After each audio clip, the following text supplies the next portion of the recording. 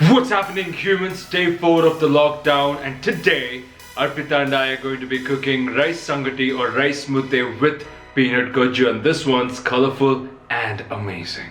Let's go.